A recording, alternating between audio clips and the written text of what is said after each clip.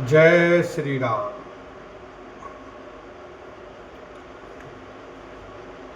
सादर सब कहे राम गुरु पटे भरी भरी भार। पूज पितर सुर अतिथि गुरु लगे करन फरहार। लखन सिया राम जय जय राम। श्री राम जी के गुरु वशिष्ठ जी ने सबके पास बोझे भर भर कर आदर पूर्वक भेजे। तब वे पितर देवता अतिथि और गुरु की पूजा करके फलाहार करने लगे। एहि विधि बासर बीते चारी। राम निरख नर नारी सुखारी। दु समाज असी रुचि मन माही। बिन सिय राम फिरब भल नाही। इस प्रकार 4 दिन बीत गए। श्री रामचंद्र जी को देखकर सभी नर नारी सुखी हैं। दोनों समाजों के मन में ऐसी इच्छा है कि श्री सीताराम जी के बिना लौटना अच्छा नहीं है। सीताराम संग बनवासु। कोटि अमरपुर सरस सुपासु। परिहरि लखन राम भय देहि। जेहि घरु गाव बाम विदितेहि। श्री सीताराम जी के साथ वन में रहना करोड़ों देवलोकों के निवास के समान सुखदायक है। श्री लक्ष्मण जी, श्री राम जी और श्री जानकी जी को छोड़कर जिसको घर अच्छा लगे विधाता उसके विपरीत हैं। दाहिन दयु होई जब सवही। राम समीप बसिय बन तवही। मंदाकिनी जनु तेहु काला। राम दरस मुद मंगल माला। जब देव सबके अनुकूल हो तभी श्री राम जी के पास वन में निवास हो सकता है।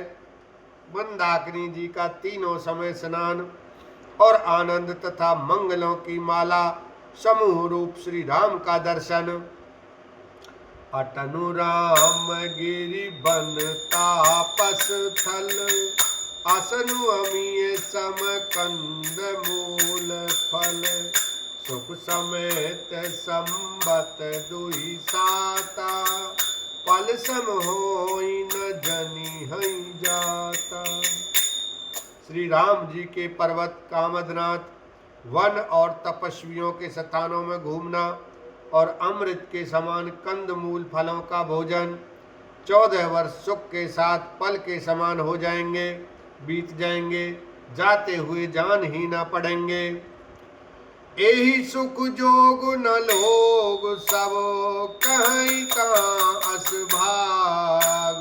सहज सुभाए समाज दुहु। राम चरण अनुराग। लखन सिया राम जय जय राम। सब लोग कह रहे हैं कि हम इस सुख के योग्य नहीं हैं, हमारे ऐसे भाग्य कहाँ। दोनों समाजों का श्री रामचंद्र जी के चरणों में सहज स्वभाव से ही प्रेम है। एहि विधि सकल मनोरथ करही। बचन सप्रेम सुनत मन हरही। सिय मातु तेहि समय पठाई। दासी देख सु अवसर आई।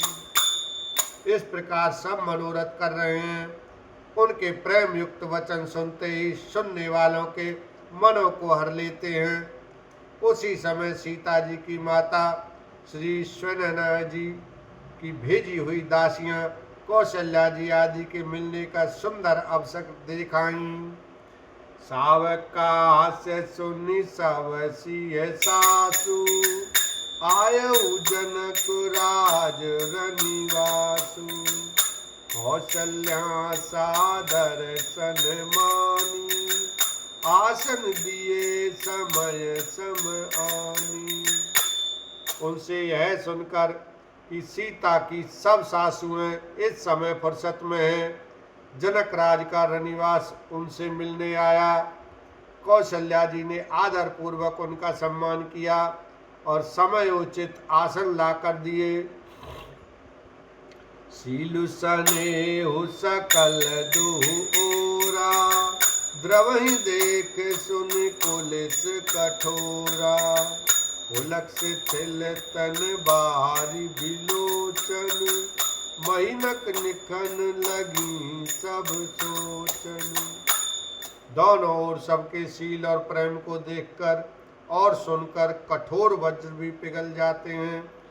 शरीर पुलकित और शिथिल है और नेत्रों में शोक और प्रेम के आंसू हैं।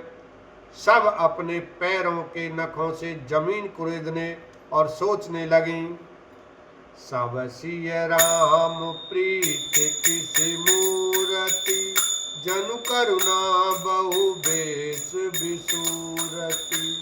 सिय मातु कह विधि बुद्धि बाकी, जो पै फेनु फोर पविता की। सभी श्री सीताराम जी के प्रेम की मूर्ति सी हैं, मानो स्वयं करना ही बहुत से वेश रूप धारण करके विसूर रही हो, दुख कर रही हो। सीता जी की माता सुनैना जी ने कहा, विधाता की बुद्धि बड़ी टेढ़ी है, जो दूध के फेन जैसी कोमल वस्तु को वज्र की टांकी से फोड़ रहा है, अर्थात जो अत्यंत कोमल और निर्दोष हैं, उन पर विपत्ति ला रहा है। सुनिए सुधा देखियहि गरल, सब कर तूत कराल। जेह तेह काक उलूक बको, मानस सकृत मराल। लखन सिया राम जय जय राम। अमृत केवल सुनने में आता है और विष जहाँ तहाँ प्रत्यक्ष देखे जाते हैं। विधाता की सभी करतूतें भयंकर हैं। जहाँ तहाँ कौए, उल्लू और बगुले ही दिखाई देते हैं। हंस तो एक मानसरोवर में ही है।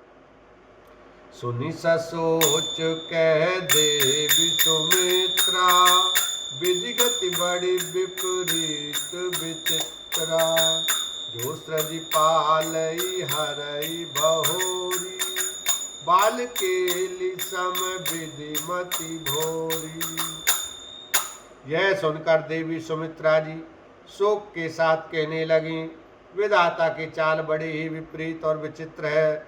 जो सृष्टि को उत्पन्न करके पालता है और फिर नष्ट कर डालता है। विधाता की बुद्धि बालकों के खेल के समान भोली विवेक शून्य है। कौशल्या के दोष न काहू, करम विवश दुख सुख क्षति लाहू। कठिन कर्म गति जान विधाता, जो शुभ अशुभ सकल फल दाता। कौशल्या जी ने कहा, किसी का दोष नहीं है। दुख सुख हानि लाभ सब कर्म के अधीन है। कर्म की गति कठिन दुर्विज्ञ है, उसे विधाता ही जानता है, जो शुभ और अशुभ सभी फलों का देने वाला है। बोलो सियावर रामचंद्र की जय। उमापति महादेव की जय।